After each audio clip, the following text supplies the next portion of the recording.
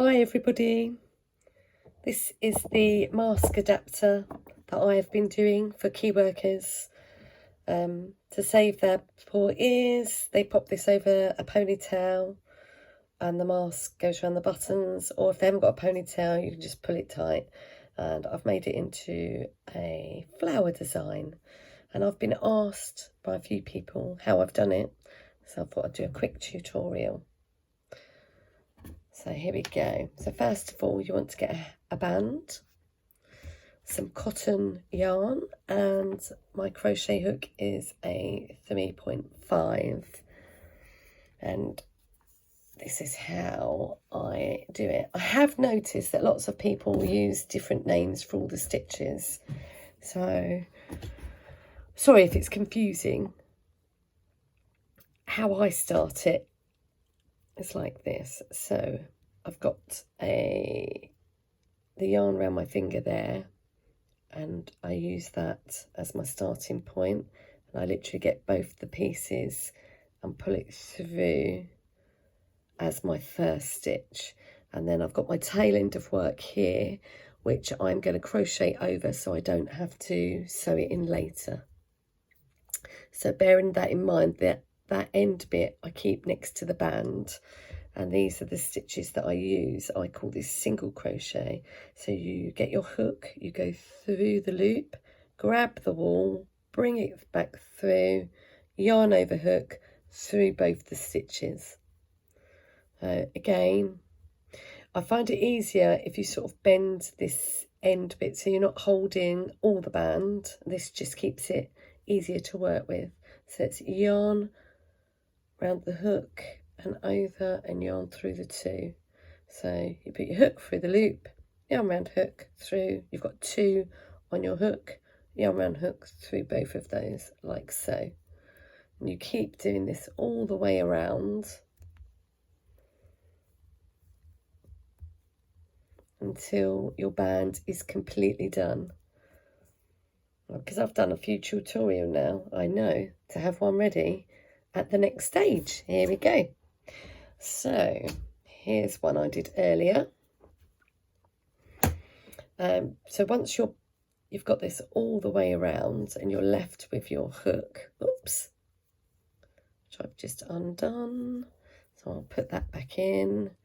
It's ended with a slip stitch through that first stitch, and then you're ready for your petals. Now your petals can be fatter, thinner, wider, shorter. It's really personal preference.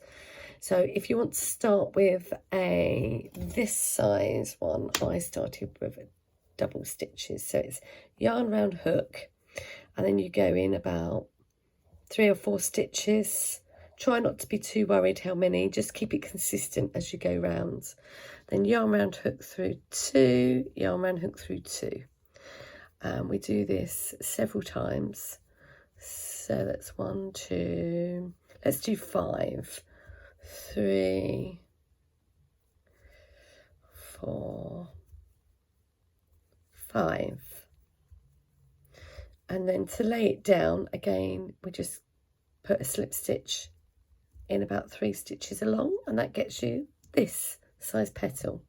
Now if you wanted a higher petal, you could add some trebles in the middle.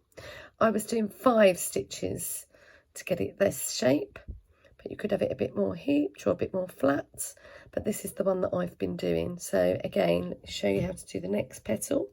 Yarn round hook, go in maybe 2 or 3 stitches along, yarn, you put your hook through, yarn round hook, so you've got 3 there, yarn round hook through 2, yarn round hook through 2, and we're going to do that 5 times in the same space.